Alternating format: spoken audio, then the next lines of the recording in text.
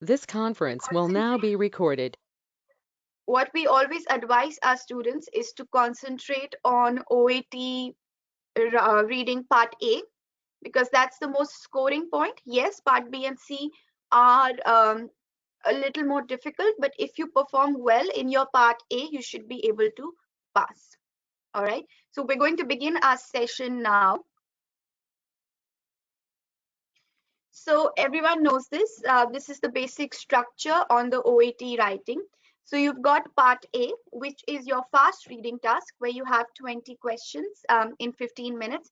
So this is basically quite rapid, but the amount of questions is quite a lot. So you should be able to work well. And if you're able to perform well on OET um, reading part A, you should be able to pass. Okay. The part B and C are your workplace extracts. Part B is your 6 short workplace extracts. So you have your short paragraphs, and then you have an MCQ attached to it. And then you have your part C, which is your long passage of healthcare topics and the questions which follow. All right, now let's go on to part A first. So part A has 4 extracts on the same topic. It's similar to what the common articles. If guys, if you want to practice, I would advise going through medical journals or nursing journals. One that I advise a lot is the British Medical Journal. It's much similar to OET reading. The extracts are quite similar. I might bring out one of my British medical journals just to show you later on as to how the articles are very similar and are in the same format. Um, you have 3 types of questions usually, which are your matching type, your sentence completion, and your short answer questions. Um, just remember that you have 15 minutes, so it's a very, very fast task. So you need to be aware of the format quite fast.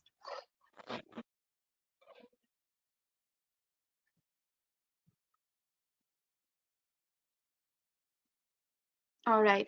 So everyone has been writing that time management is a major issue for their reading part A. So I'm going to give you 3 strategies today, which you can use on your OET writing or OET reading.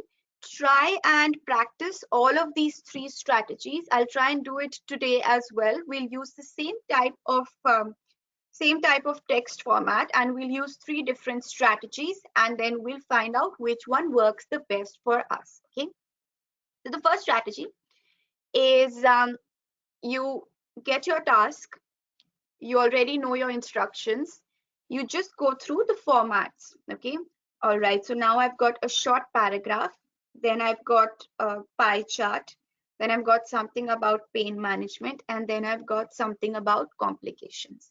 So you've just gone through the format. Okay, that's it. Now you stop reading your question, you stop reading your text, and then you go straight away to your questions. All right, then you read your questions carefully, and then you go back to your text and scan the text for keywords related to your questions. Okay, now I know that's a bit confusing, but I'll give an example and then we'll try and discuss the example with regards to this strategy.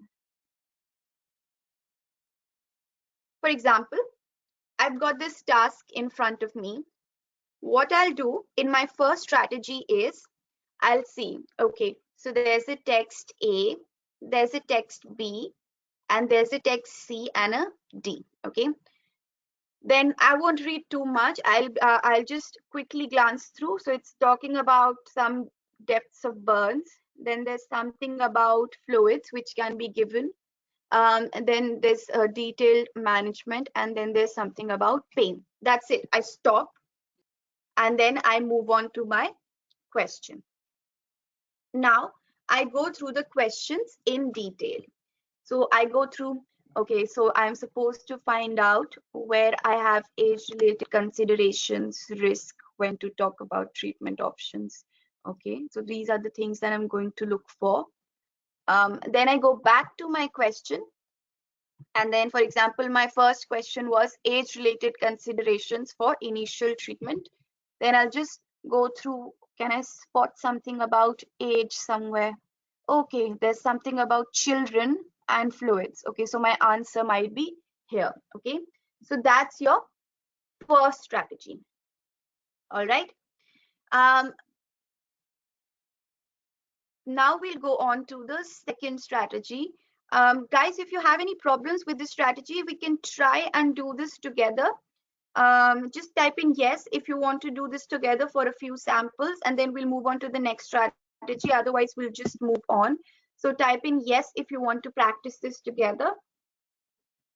All right. Um, Excellent. So just for the first step, has everyone gone through the format? And do you know broadly what the paragraphs are? Then type in yes for paragraphs. So if you've just read your paragraphs and you're happy that you took about 1 minute to do it, then we'll move on. If someone feels that they took longer than 1 minute to go through the format, then just type in no. Dr. Zana, I'll explain this again. So the first step in the strategy is that you just quickly glance on the body of your text to look for different parts or different sections that you can identify. In this case, when I went through this task, I was able to see text A, which was about something about depths, text B, which was something about fluid resuscitation, text C, which was about management of burns, and text D, which was about analgesia. Amina, you need to zoom in these images if you're using a device. Everyone, if you've taken less than 1 minute to read this text in terms of just looking at the format, please type in yes, and then we'll move on to the questions.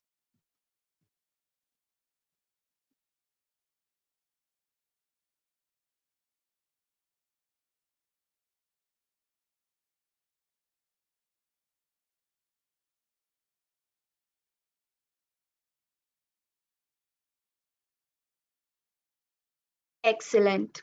Now that we've done that, we'll just move on to our questions. So we took 30 seconds to just go through the format, and now we move on to the question. So we're increasing our speed. Okay. Now, if your question is, let's try and do question 6. Classification of burn injuries depends on amount of dash caused. So guys, then we move on to our question. But everyone, have you noted what the thing was? We're using question 6. Classification of burn injuries depends upon the amount of dash caused.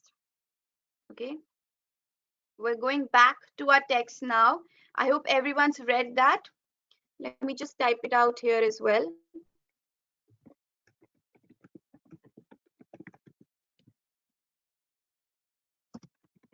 Classification of burn injuries depends on amount of. Okay, so that's our question, and that's the thing which follows it. Now we go back to our text.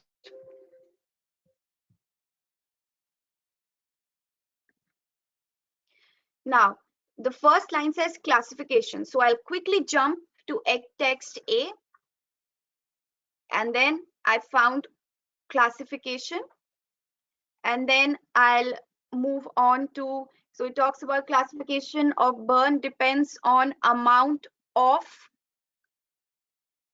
So the first line says burns, injuries are classified according to how much tissue damage is present.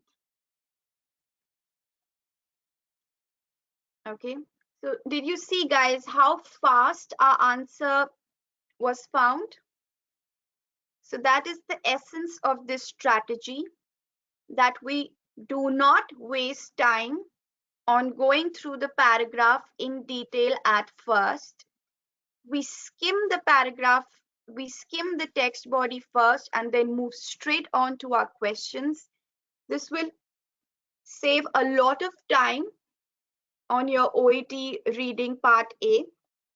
So that is one strategy that you can try. Okay. If you guys have understood this, please say yes.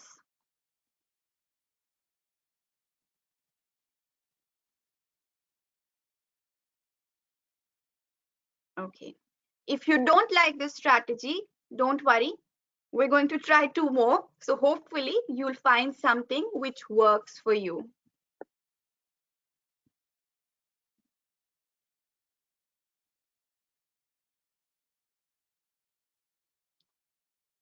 Now, the reading strategy, which is another one which can be followed, is find the topic, find the types of text, skim read the text, read each question and scan for answers.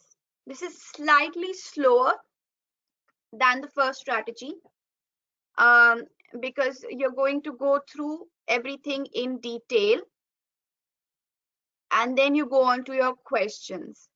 But the advantage of this is that you won't have to revise. Okay, so even though you're saving some amount of time on your part one strategy, you would be losing out time on revising. So you can try this strategy if you struggle with taking lots of time on revision with strategy 1. Now let's try and do this. So this is again our task. It's the same one, and this is from the official OET site, because we're just practicing strategies now. So in this strategy, I will find my topic. Okay, first of all, I'll read my topic. It's management of burns. So I've underlined that and I've said, okay, my topic is management of burns. And then everything that I read from now on will be related to management because I've understood my topic. Okay. Then my second step is finding the type of text. Okay. The first type of text is classification, and it is a paragraph. The second type of text is something about fluid resuscitation, and it's a paragraph again. Text type C is in the form of bulleted points about management, and text type D is a table related to analgesia. eBay, if you're not able to hear me, please take out any mics and turn your volume to maximum. Our test is working, so you should be able to hear us. All right. So this was the second step that we did. Now what we'll do is we'll skim read the text. Okay. So I'll quickly read. Burn injuries are classified according to superficial burns are this, full thickness burns are this, mixed type burns are this. There's something about depth and resuscitation. What is it based on? Then there's something about total body surface area. There's something about fluid resuscitation and this. Then there's management about burns, something. And then there's types of pain scores which can be found. Okay. So in this, what I did was I first identified the chunks and then I read through the task. What I can do now is I can underline or highlight the important points which I found on my skim reading. Okay. For example, I think this one should be important, so I'll underline it. So this would be suggested regime, and then there's about Hartmann's solution, and then there's children, so I'll underline children, and then I'll highlight maintenance fluids. Okay, so that's what I've done in this strategy. I've read everything and I've highlighted my important points. Then I go on to my questions. Okay, so hopefully when I read the questions, I should have already underlined them, or I should already have an idea of where I can find my answers. This is slightly slower, but some people find it very, very stressful that when they're doing their test, they aren't reading the text completely. Okay. Strategy 1 is good if you're comfortable with it. But if you feel very, very nervous, oh no, I'm not reading the text. Oh my God, this is so nerve-wracking. So I would suggest that use strategy 2 then, that you identify your types of paragraphs, you underline your important points. You don't read everything, but you just underline your important points. Okay. Let me try and illustrate how I would underline it. So probably I would underline fluid resuscitation. I would underline suggested regime. I would highlight there's something for adults, something for children. Then I would highlight moderate pain, mild pain, and possibly the doses, and pediatric analgesia guidelines. So that would be the things that I would underline. So guys, do you understand the difference between strategy 1 and 2? And just let me know which strategy you like. Okay. So please type in yes if you've understood the 2 types of strategies which we've discussed till now. And just let me know which method you like more.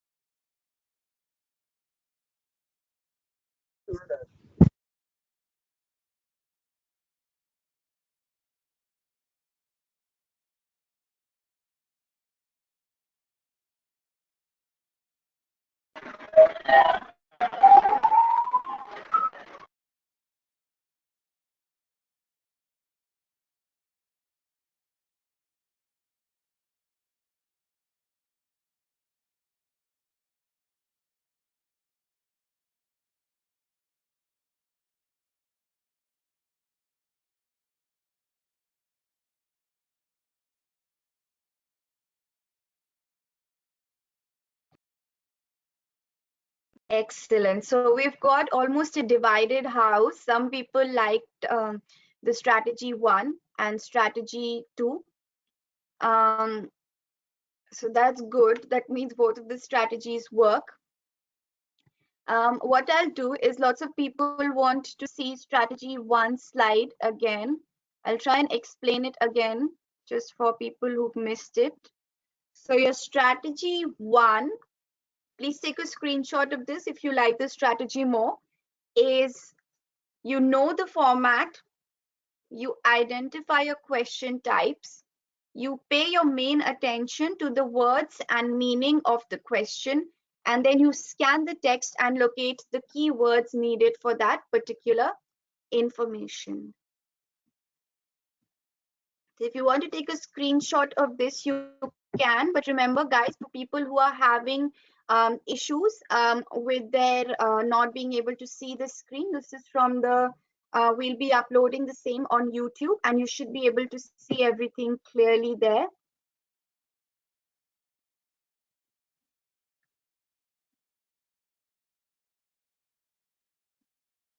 Amina has asked me which strategy do I prefer. It depends upon you guys. Whichever is the one that you're comfortable on. Again, I would repeat that please make sure that you practice both of these strategies yourself alone with new task before you apply this in your exam. I won't really advise you walking into an exam and then testing out these strategies. Okay, you need to practice both, and then you need to decide which is the one which works for you. Aruna has said strategy 1 is very helpful, but time management is a challenging factor. What I found is people do find the strategy 1 to be a little more fast compared to strategy 2. But again, if if it's a stressful thing for you to skip reading the task completely, then I would advise you to practice skim reading, which is something that we did in strategy 2, which was just underlining bullet points. Okay, so you can try using that or try using one and see which one works for you. All right, I'm just going to repeat strategy 2 again. In strategy 2, you first find your topic. You find the types of text that you have on the topic and you skim read the text, and then you move on to your questions. What that means is you underline your topic, management of burns. You see text A is about the thickness of burns, second is about fluid resus, C is about management, D is about analgesic. Then you skim read these. Okay, so you underline burn depth, how much tissue damage is present. Then I would underline superficial, partial thickness, full thickness, mixed depth. Then I would underline fluid resuscitation. IV fluid should be started as soon as possible. Resuscitation fluid first. Children would give this. Management of burns, I would underline things which I find important. And then I would underline mild pain, moderate, severe pain, and I would underline pediatric analgesia. So Rita, if you're a little confused about what skim reading is, when we were in medical school or when people were in nursing school, when we used to read our books, we used to underline the important points that we thought were going to come in our exams. Okay, so skim reading is the same, that you quickly go through your text and then you underline the things that you think an examiner might test you on. Okay, so you can try um, part try part A or part B, strategy A or strategy B, and see which one works for you. All right, excellent. Moving on to the third strategy. Now, some people might like this strategy, some people might hate it, so it depends upon you. This is a very rogue strategy. What that means, it's a very bold strategy to have. This is for people who think they're very, very senior doctors and they might be able to do this. You don't read your text. You move straight on to your questions. You fill in the blanks with answers you already know. Okay. For example, you would give a patient with burns dash immediately. Okay. So I would know from my medical knowledge that I would give this patient IV fluids immediately. So I'll make a preliminary answer in my question. Okay. Or if I think that there's going to be some units in that question, for example, I'm looking for a number, I'm looking for a drug dose, then I just write morphine dose. Okay, so that will be my preliminary answer. And then I'll go back to my text and then I'll look for similar answers, synonyms of the things that I've done, or particular numbers. Okay, let's try this strategy on our sample paper. I won't read my task. I've moved on straight to the questions. All right, I'll move on to how to categorize the severity of a burn. Okay, now I've done medical school. I've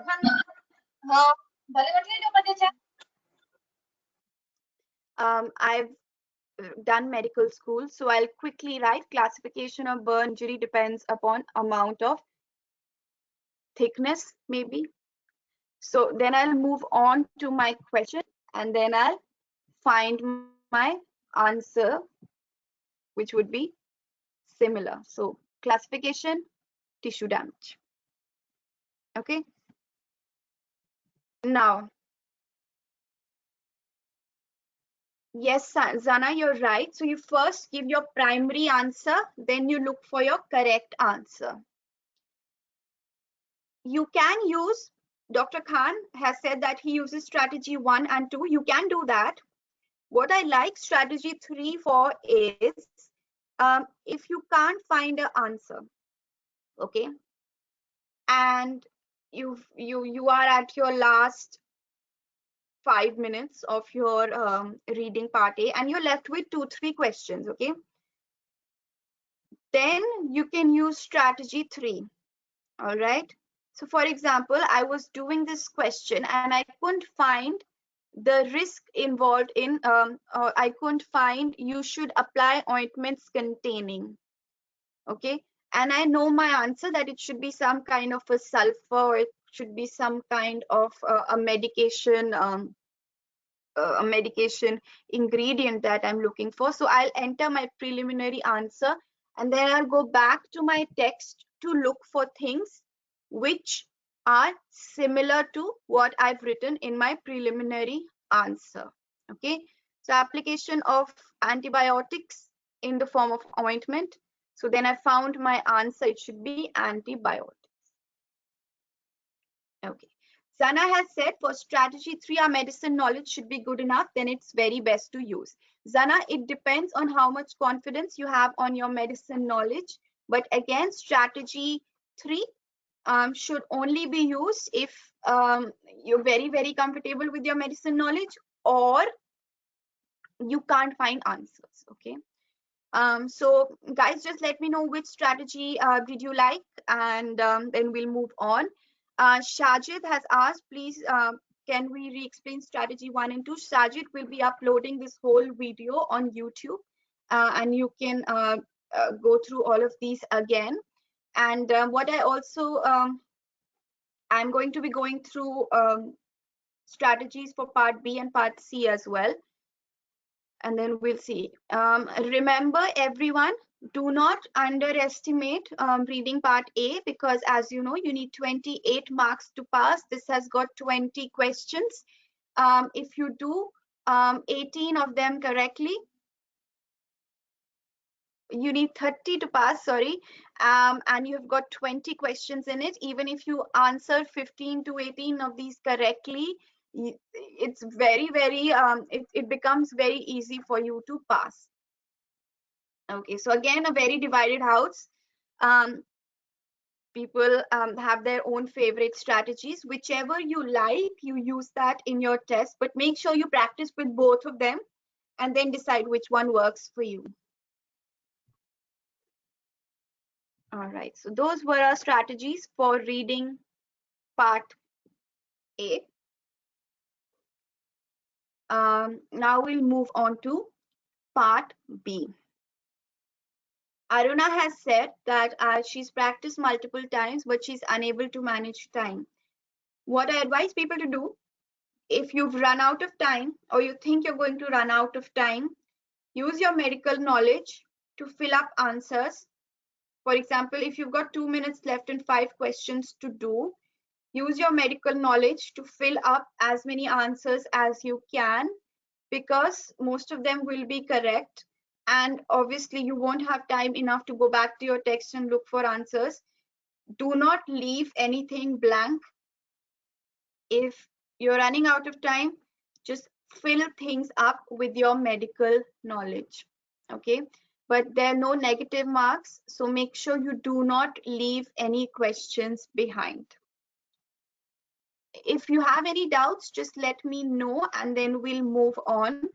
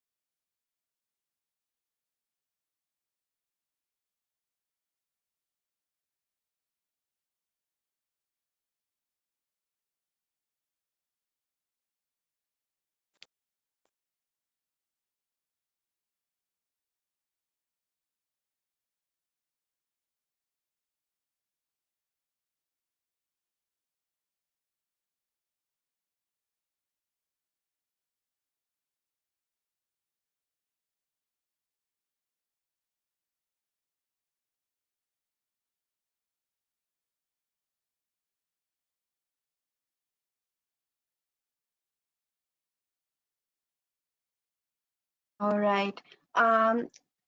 So lots of people, they ask for a lot of materials for OET reading. What I tell everyone to do is practice only from your official materials or do mock tests rather than keep looking for material each and every place. I gave an example of the BMJ, which is quite good. So this is the BMJ. So you can see that the format is very similar to your reading part C or part A even, because you've got these long paragraphs and then you've got these bullet points where you can see. So try and practice reading BMJ articles. That might help you a lot.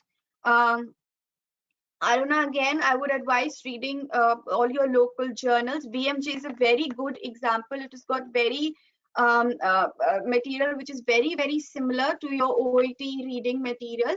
BMJ is called the British Medical Journal. It's online as well as you should be able to find it in your medical schools. It might help you quite a lot in your OET writing. So that's something that I do advise people to practice. Try and go through these articles like you're reading a magazine. So if you want to pass your time, you're isolated with the coronavirus situation, you can read your BMJ like you would read the newspaper. So try and do that. All right, moving on. Let's move to your part B.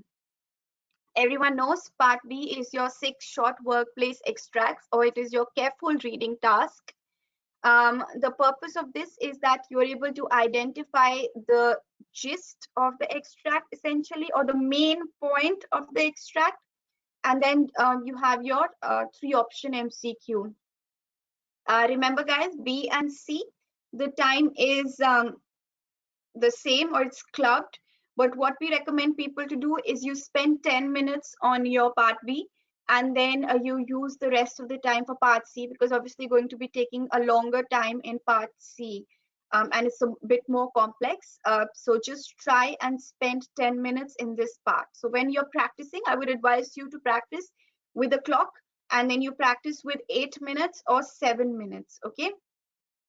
And because on your exam you'll be a little faster. Ajit, if you just Google British Medical Journal, you should be able to get it. All right. So I'm going to give you 2 strategies now for reading part B. The first strategy is your elimination strategy. Okay. What that means is you eliminate the wrong answers to find your right answers. This is something that we used to do it when we were giving our PMT exams, or the nurses were giving their entrance exams. That is something that they used to do. So what you do is you read your question before your text, you highlight the key points of your question, you move on to your text, read it thoroughly, highlight things you do not understand. This is very, very important, because we often find that on the paragraph, some things don't really make sense. So just underline them to make sure that you aren't missing out in case that is something that might be related to your answer. And then you go back to your question and cross off the wrong answers as you go along. Okay, let's try that in a sample. Okay. For example, my question is this. So I read my question first. What must all staff involved in transfusion process do? A, check that their existing training is still valid. B, attend a course about learning about new procedures. C, read a document that explains changes in policy. Now what I'll do is, now that I've read my question, I'm going to underline the key points of this question, which would be staff involved in transfusion process. Okay. Then I'll highlight the key points of my answers, which would be existing training valid, attend course, read document. Okay. Now I've highlighted my key points and I've highlighted the main point of my question. Okay. Now I move on to my task. Okay. So my task says write patient right blood assessments. The administration of blood can have significant morbidity and mortality. This is not an important line. Following the introduction of the right patient, right blood staff policy, all staff involved in transfusion process must be correctly assessed. Okay, so this is very much similar to my question. So my alarm bells start ringing that my question is, my answer is going to come very soon. Okay, so it says all staff involved in transfusion process must be competency assessed to ensure the safe administration of blood components to the intended patient. They must be aware of their responsibilities. Okay, I don't really understand that line, so I'll just make notes that I didn't understand what this line means. But then I've got a line there that staff must ensure that if they take part in the transfusion process, their competency is updated every 3 years. So that sounds very similar to my answer A. So I'll sort of highlight that. Now my answer B is talking about attending a course. I can't see anything about courses. Okay, I see something here. Relevant courses are identified, but I'm not too sure if that's the correct answer. So this might be correct. This I'm not too sure. Type C says read a document that explains changes in policy. There's nothing about reading a document here, so that would be wrong. Okay, now I'm choosing in between these two. In between these two, I think A was stated nicely, and that's why my answer would be A. Okay, so this was the way I answered this question. So this was my elimination method. So everyone, if you've understood, um, if you've understood your this method, just type in yes. Lenovo, you need to turn your video to full screen to be able to see the second part. Okay. Now, if people like this strategy, please type in like. And if you dislike this, then you type in dislike. And then I'll give you another strategy.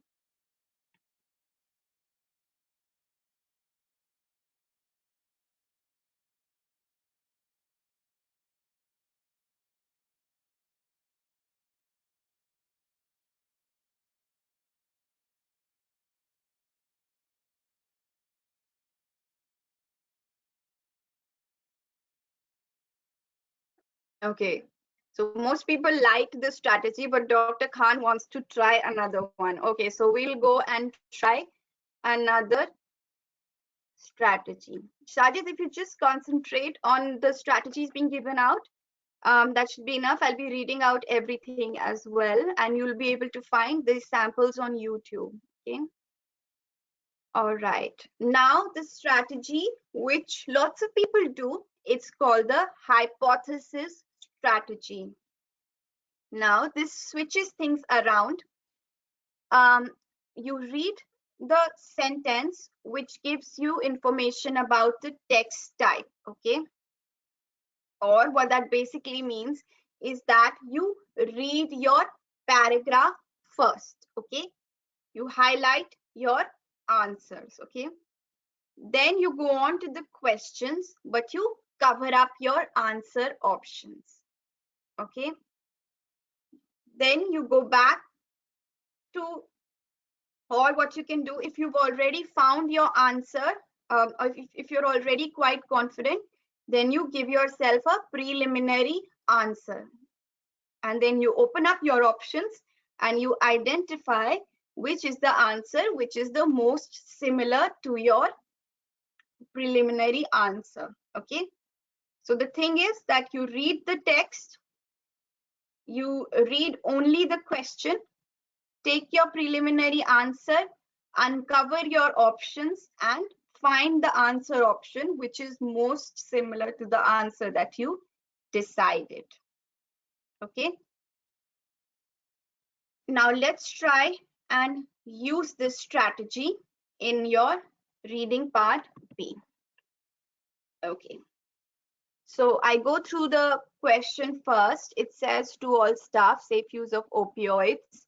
In August, an alert was issued on the issues of opioids. Respiratory depression was found to be this. Failure to recognize an institute can lead to cardiopulmonary arrest.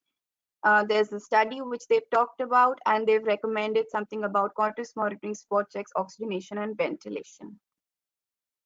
I go back to my question. I cover up my answers and I try and hypothesize what the answer might be. It's talking about purpose of this email. So that might be either talking about complications, which can be related to your surgery. It can talk about some changes that they've made because they've recommended post-op patients should have monitoring. So maybe I'll think that my answer is something about changes. Then I uncover my my options and I find that B sounds very similar to what I've hypothesized. So that should be my answer. Okay. Some people do find this to be a little more difficult, but Zana and Mariam, what we can try and do is we can try and simplify this strategy by just reading the first line of the question and then moving on to our task. So what we might do is we might do the purpose of this email. Okay, so I've underlined that and then I move on to my task. And then I just look for things which might be related to why this email was sent. And then I form my hypothesis. Okay, that's just one method of making it a little easier. Okay, now if everyone can tell me which strategy they liked, and then we'll move on. And if you have any doubts, just ask me and then we'll move on to part C.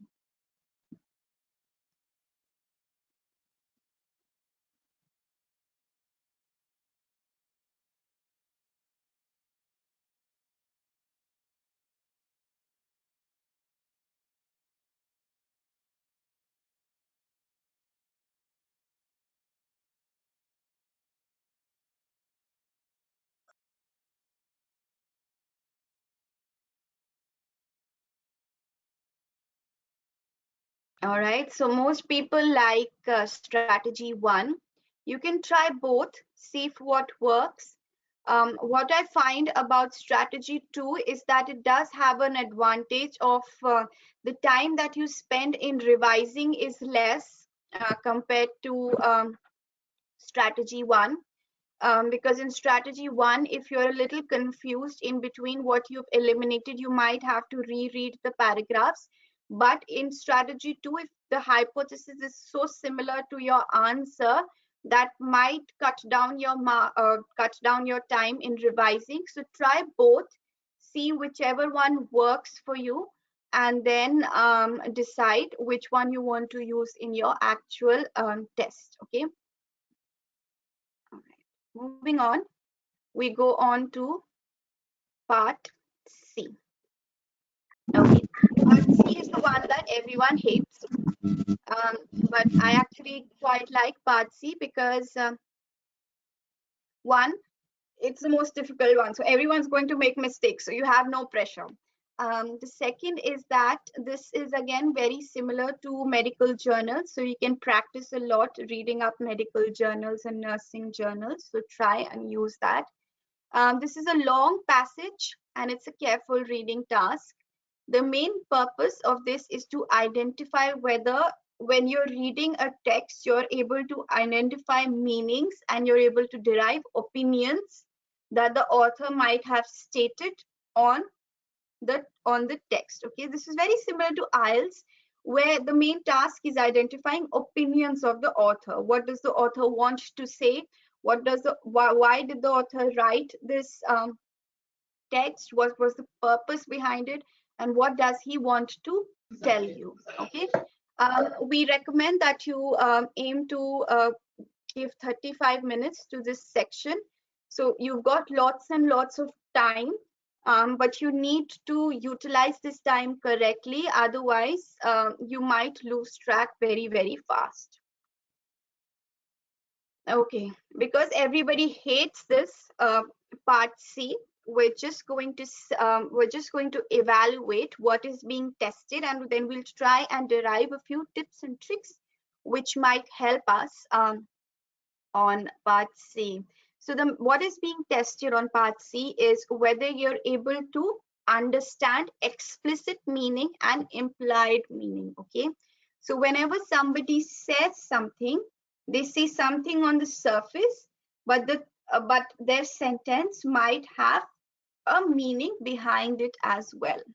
Okay, for example, if somebody tells you, I think you should change this dress. Okay, the explicit meaning is that they want you to change this dress. The implied meaning is that this dress is not good for you, and that's their opinion. Okay, so there's something called an explicit meaning and an implied meaning. The essence of reading part C is able to being understand of you being able to understand your implied meaning as well. Very important, you need to understand the opinion of the author. Okay, the author might be wanting to say something, and that is something that they will test you on, whether if what somebody gives you an opinion, are you able to find what their opinion is. Okay, obviously part C is a very long paragraph, so it does assess your ability to understand complex sentences.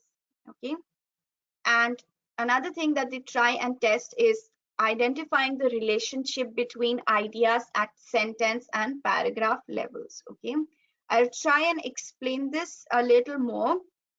So what can happen is that what I'll do, I'll give you an example later on which might explain this further. Okay,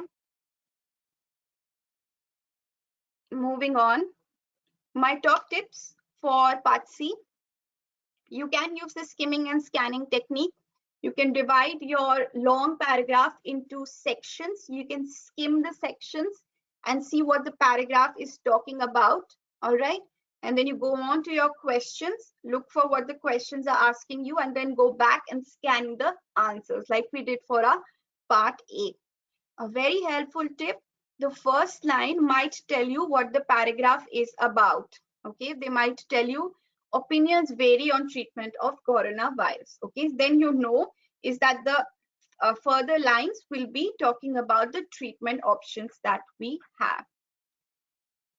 We do advise you in reading part C is to read all options and to do the elimination strategy rather than the hypothesis strategy, because the level of MCQs is slightly higher. And another tip is divide your time equally. If you find one question is very difficult, leave it, move on. Don't waste your time just on one question, or don't get stuck on one question. Okay.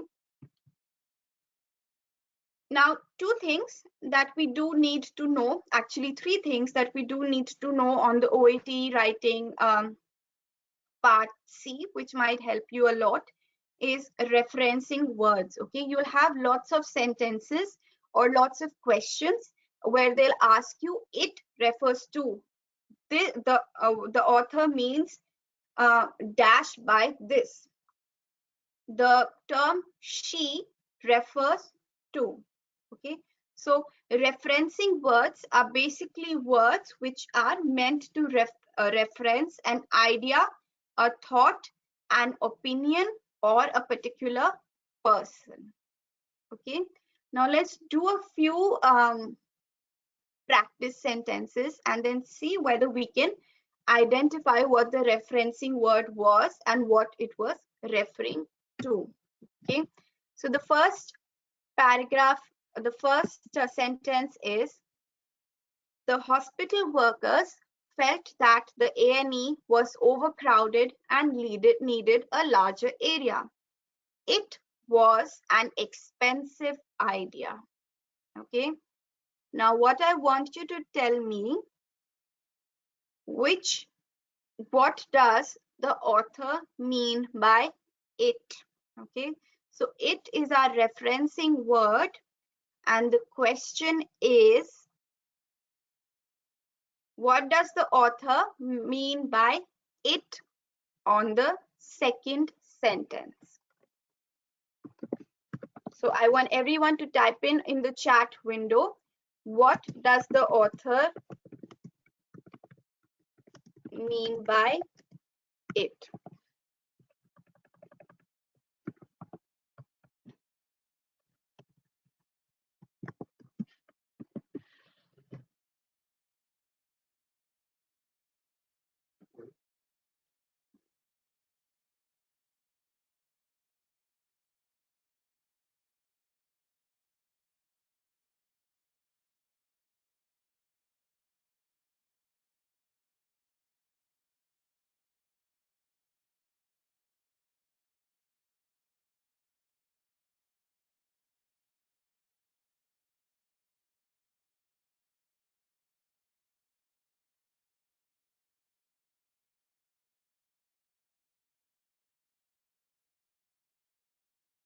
Okay, so Dr. Ujjal has said large area.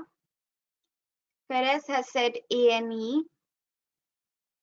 Dr. Zana has said large area. Mohammed Samad has said large area. Aruna has said large area. So guys, please remember the sentence was the hospital workers felt that the A&E was overcrowded and needed a larger area. It was an expensive idea. So they're talking about an idea. Okay.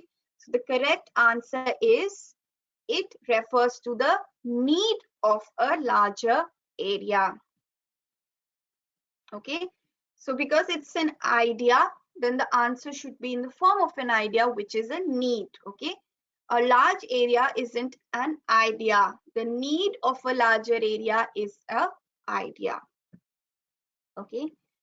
Do we understand the difference now, everyone who made a mistake? All right. Now moving on to the second sentence. The clinic has 5 GPs and 7 nurses.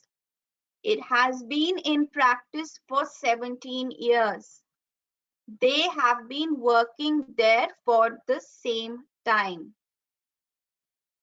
Okay, Aruna, the right answer was the need for a larger area. So the second sentence is the clinic has 5 GPs and 7 nurses. It has been in practice for 17 years. They have been working there for the same time. So what does the author refer to as it in the second sentence and they in the third sentence? So you need to tell me what does it mean in the second sentence and what does they mean.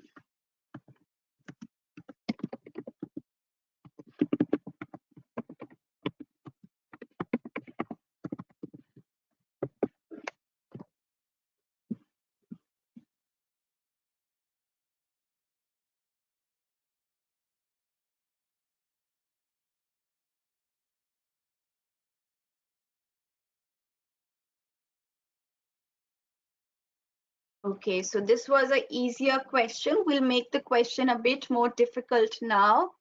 Everyone was correct who said it means the clinic and they means the GPs and nurses. Excellent. Now we make the question a little more difficult.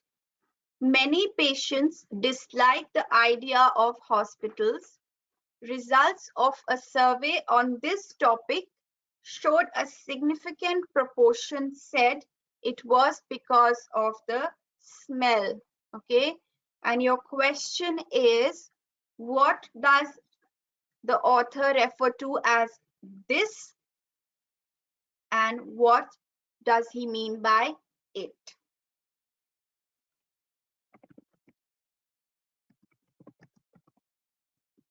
So your question is the third set, which is many patients dislike the idea of hospitals. Results of a survey on this topic showed a significant proportion said it was because of the smell, and you have to tell me what does the author refer as this and it.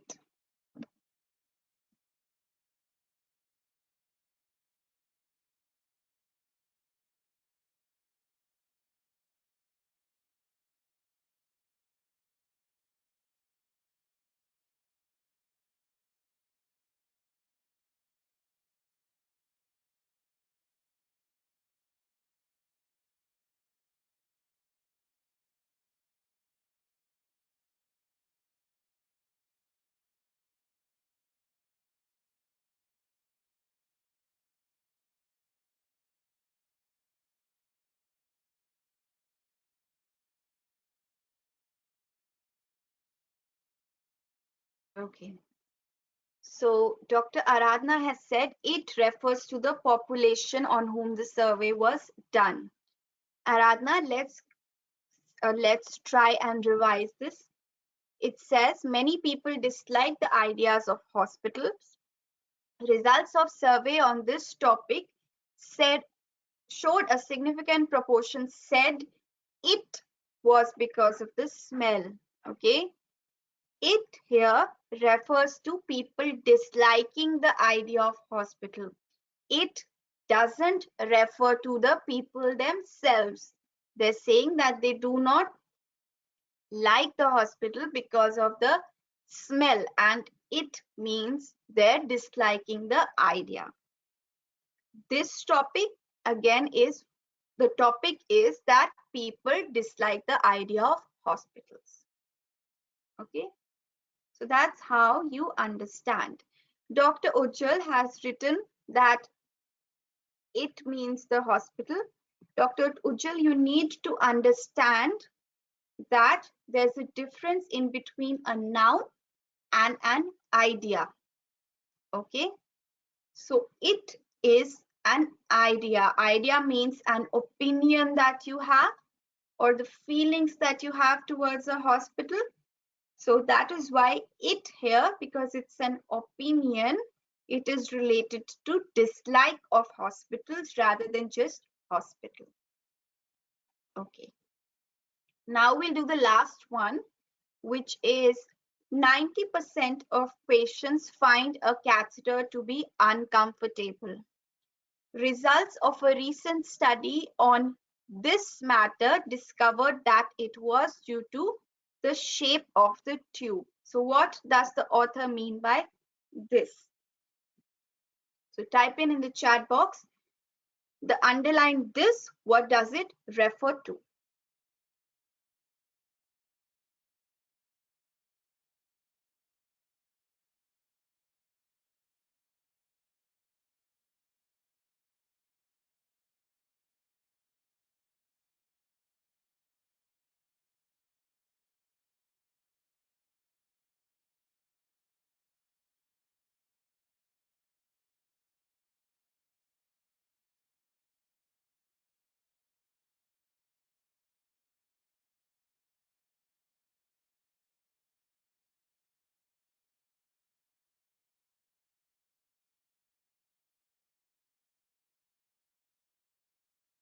Okay, lots of people have written uncomfortable catheter.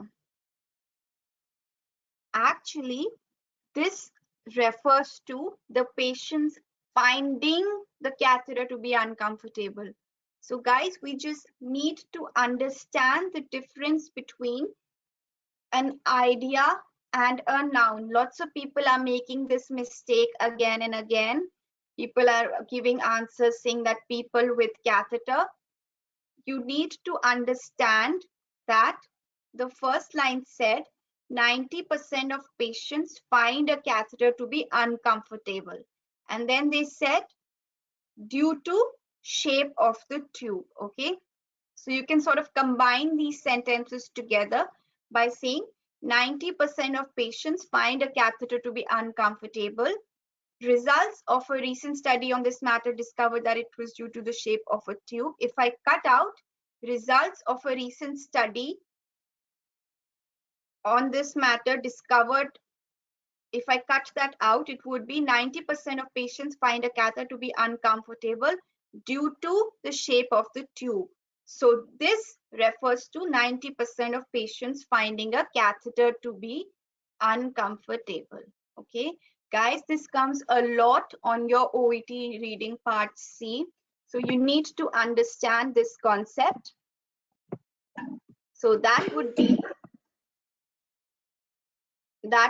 your referencing words, which would include it. It will usually refer to an idea or an opinion. It will not refer to a person. It will not refer to a noun.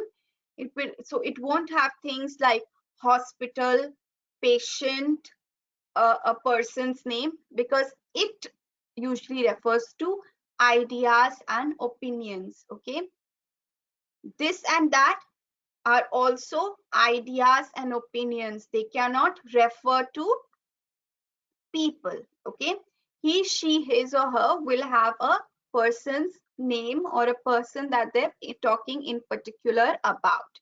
So just understand the broad categories of your referencing words: it, this, that, these, which contain usually ideas or opinions; he, she, his, her, which will usually have a person attached to it. So practice this quite a lot, and this comes up a lot on your OET reading part C. Okay. All right. How do you identify opinions on your OET reading part C? Opinions are often accompanied by your common opinion signaling words. Okay. Some examples of these are belief, think, purpose, feel, hypothesize. Okay. For example, in your first sentence, as stated in Lancet 2007, Professor McCarthy has opined that vaccines should work. Okay, so has opined points out that this is Professor McCarthy's opinion. It is not necessarily the truth, it is just his opinion. All right. Guys, do we understand the difference between a fact and an opinion? Please just type in yes if you understand the difference between a fact and an opinion. All right, that's good. Mariam has typed in no. So, Mariam, if I say the sky is blue, okay, so that is a fact because the sky is blue. Okay, if I say I feel the sky is very, very blue today. Okay, so because it's my feeling, it's not necessary to be true. Okay, some other person might say that the sky is not that blue today. What are you talking about? All right, so their opinion is different. So opinions may differ. Another example, if I like a political party, okay, so that's my opinion. Okay, and it's not necessarily that the political party is the best party in the world. It's just my opinion. In this way, when Professor McCarthy says that the vaccines should work, it doesn't mean that the vaccines work. It means that Professor McCarthy feels that the vaccines should work. All right. Sajid has said fact is true and opinion may be true. Sajid, you're right. Facts are true and generally accepted. Opinions are something which belong to a person. For example, you might say that girl is the most beautiful in this world. Okay, so that's your opinion. Okay, that may or may not necessarily be true. Okay, so that's the difference between fact and opinion. On your OET writing, lots of time they ask you, how does the author feel, what does the author feel about this? So that's just asking for the author's opinion. Okay, now another sentence: research varies over the efficacy of the coronavirus cure. A group of scientists have proposed, so there should be an S after the scientists, have proposed that hydroxychloroquine might work. Others think positively about the use of antiretrovirals. A separate cohort believe that the vaccination might be the only cure. Okay, so all of these group of scientists have different opinions, okay, about the cure that they think which might work. So how do you identify that they're talking about the opinion? Because they have the opinion signaling words with them. So have proposed, think positively, believe, all of these are opinion signaling words. So if on your OET writing part C, they ask you to identify the opinion of the author, look for these things, okay? Believe, think, propose, feel, and hypothesize. Another way of identifying opinions. Look for hedging words, okay? So hedging words are things like, it is likely to rain tomorrow. Okay, because I said likely, then it's not really a fact that it will rain tomorrow. It's just my opinion. Okay, an example: the doctor said he was likely to have free slots tomorrow. Okay, so because he said likely, that means it's not necessarily true, and it's just his opinion, or he just has that idea. So the idea may or may not be true. Another example: I will probably be attending the seminar tomorrow. So because there's a probably there, that's my opinion. It is not a fact. How it appears in the OET writing is something like this: controlling diabetes is probably easier than felt by most of the common populace. Careful control of diet and careful monitoring of daily physical activity might be more efficacious than only medications. Okay, so guys, just tell me, what are your hedging words in this sentence which would make you feel that this is the author's opinion and not a fact? So you have to identify the hedging words in this sentence. Okay, excellent. So Del has said probably and might be. Okay, excellent. Zana, Mariam, very good. So you've given correct answers. There were actually two hedging words here. Rahin is also right. So probably, might be are your two hedging words which told you that this is an opinion, it is not a fact. So if the question was, what does the author feel about dietary or by lifestyle control of diabetes, you would say that the author felt that it might be easier. Okay, because that's the author's opinion. It's not necessarily that it may or may not work, but the author, because he said that it's probably easier, that means the author's opinion was that it is easy. Okay. Another way of identifying the author's opinion is you look for words which signify judgment or emotion. Things like remarkably, unfortunately, foolhardy, good, bad, interesting, and promising. Now, I've given you a very good example as to how changing one single word changed the author's opinion about a method of wound healing. Okay, so in the first sentence, he said, a promising technique is on the horizon for management of chronic wounds.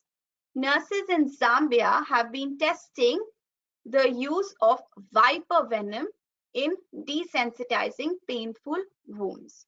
Okay.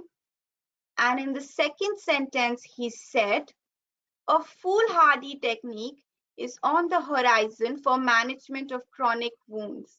Nurses in Zambia have been testing the use of viper venom in desensitizing painful wounds. Now, guys, what do you think is the difference in between both of these sentences? We've changed one word around. How has the author's opinion now changed in the first versus the second sentence? You have to tell me, what does the author feel about the viper venom as a treatment of desensitizing painful wounds in first sentence versus the second sentence?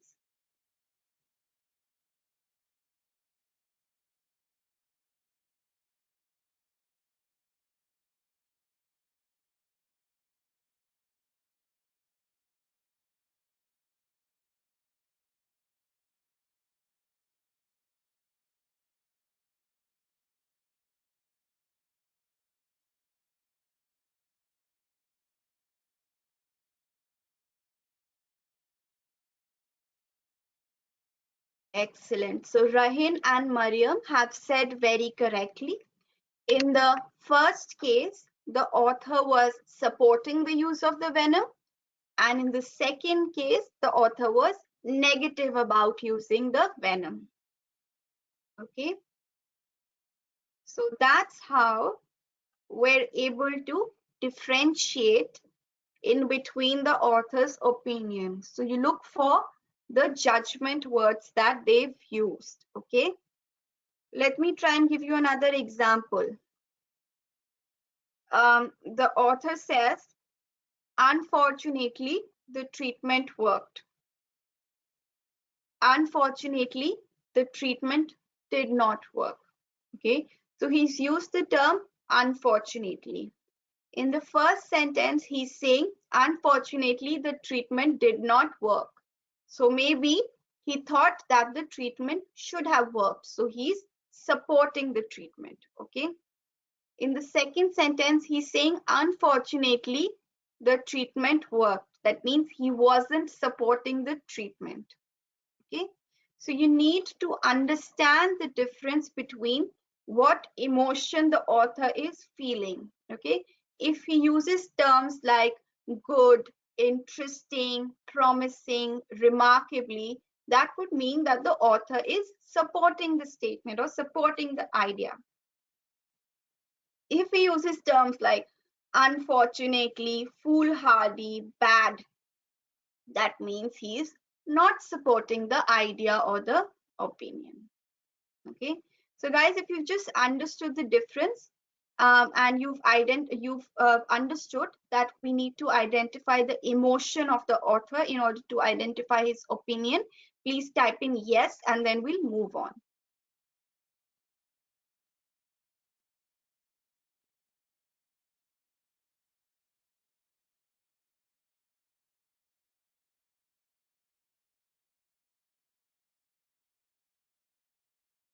Excellent. So we'll move on. Now, this is a slightly more tricky thing where you look for a contrast in between your dependent and independent clause. Okay, the sentence is, despite pressures of an overcrowded A&E and a money-strapped NHS, comma, Ealing Hospital has been a beacon of hope for the residents of Southall. Okay, so you've got a dependent clause here which says, despite the pressures of an overcrowded A&E and a money-strapped NHS. And then you've got an independent clause, which is Ealing Hospital has been a beacon of hope for the residents of Southall. Okay, so the second line or the second clause is the author's opinion. Okay, where he says that Ealing Hospital has been a beacon of hope for the residents of Southall. All right. So the dependent clause wasn't the author's opinion. It was the independent clause, which was the author's opinion. Mr. Manoj explained independent and dependent clauses last time. Were people around to attend? Just type in yes if you understand the difference between dependent and independent clause, because he's going to have another lecture tomorrow and we'll probably discuss it if you haven't understood. Okay, so lots of people were there in the lecture as well. So just remember that the dependent clause isn't the author's opinion. The independent clause is the author's opinion. Lenovo has said that this is my first lecture for OET. Lenovo, if you go to our YouTube channel, which is by the same spelling, Teachio Academy, you should be able to find all of our live classes. But guys, just make sure that you remember that tomorrow we've got a lecture on OET writing connectors. I'll just send you the link if you don't have it. Amina, it's at the same time as today's class. All right, moving on. Now, guys, if you've got a screenshot in your whatever device you're watching this on, I want you to take a screenshot of the following slides, because they're very, very important. So often you'll find that your question will have a synonym of the word in your task. Okay, so your task will have one word and the synonym will be on your question. Okay, for example, you might have the author was surprised by, but your task will it will be written as it is amazing. Okay, so you need to know your synonyms. So I've given you a list of the synonyms which might appear on your OET reading part C. Very, very common words which appear are surprised. So some synonyms are amazed, astonished, astounded, awestruck, overwhelmed, stupefied. And another word which appears a lot is research. So that would be examination, inquest, inquiry, study, probe. So just remember the difference between research and researched. So research is your noun, which is study, a research that you do. And researched is your verb. So that means that you researched it. So you did something and that was a research. Okay. Opinion appears a lot. So just take a screenshot of this. And once everyone's taken a screenshot of the common synonyms, I'll just move on to the next slide. So just type in yes once you've taken your screenshot, and then we'll move on. Excellent. So just make sure that you just memorize these because this will help you a lot on your OET reading part C. Just taking a note of these, and because they always do this on OET reading part C, which often confuses students, is that they find one word on the question and another word in the answer. So if you just revise these, you should be able to answer these questions very, very easily. Okay, another slide which shows the alternative words and synonyms. Just take a screenshot of this, and now you type in done when you've taken a screenshot. So as you can see on the screen, very, very common. Results can be written as consequences, findings, outcomes, products, sequences. Notice may be written as if you notice something, that's a verb. You might witness it, you might identify it, you might watch it, inspect it, survey it, scrutinize it. And notice, which is the announcement or the noun, it might be written as announcement, bulletin, posting, release, ad, advertisement. So once you've done this, please type in yes, and then we'll try and wrap up. All right, so people who haven't been able to do so, we're going to be uploading this video on YouTube as well. So you can just go back to these Synonyms, very, very important that you go through these. What we'll do is we'll make a list of the alternative words or the words which appear a lot on the OET reading. I think this should be enough, but we'll keep updating our list and we'll see if we're able to add more. Shajid and Amina, if you just type in Teachio Academy into YouTube, our academy should come up, and then do join it, to subscribe, and we keep on uploading. What we've done is something that we're going to be uploading very, very soon, is that I've done a session with Fatima, who's actually a diabetes nurse who works in the NHS. So I've done a session with her where she talks to me as a patient, and she's got excellent communication skills. Try and use her video.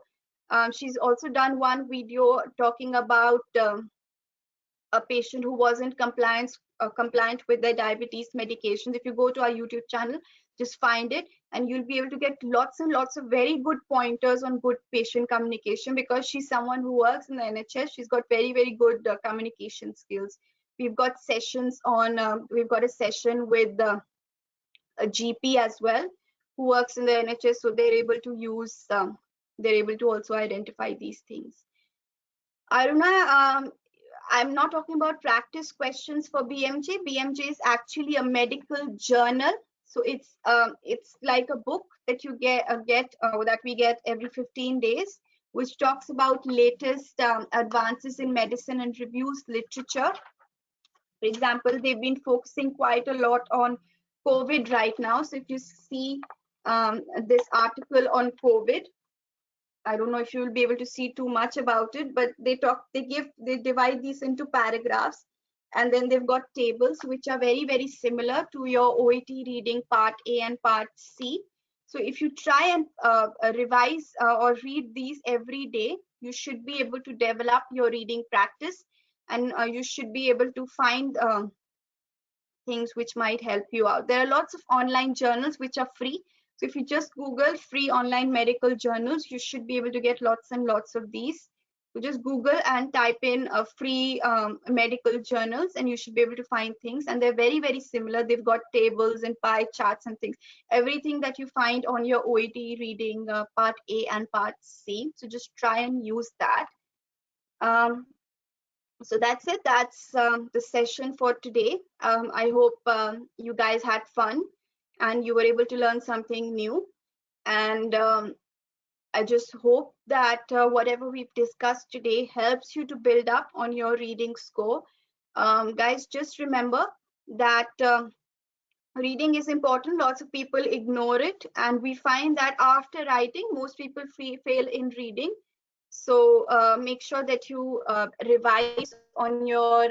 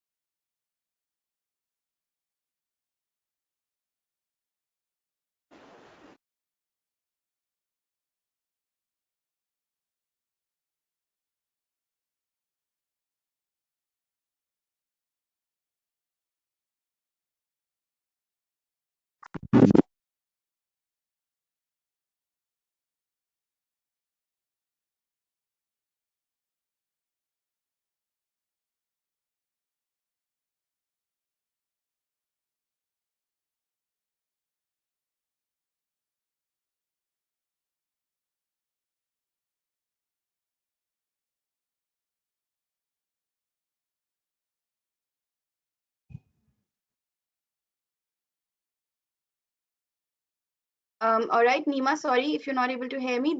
I've shared the link, and just make sure Sajid has asked any grammatical change needed in part A. Sajid, you need to match your grammar to your question. That's something that I will be discussing in future lessons on OET reading. But reading, that is something that you do need to do yourself. You do need to practice reading. You need to revise journals. I won't advise looking for too much material, but just trying to build up on your reading skills first before doing practice sessions, because you guys have lots of time left for your OET because the COVID lockdown. So just practice on your reading skills while you've got the free time, and it might help you a lot on building up your skills later on as well. Guys, again, please do check out OET writing by Teachio, which is very, very good. It's about £6, and you're able to get a letter checked by a doctor as well as an English teacher, and they give you very, very good feedback. So do try that.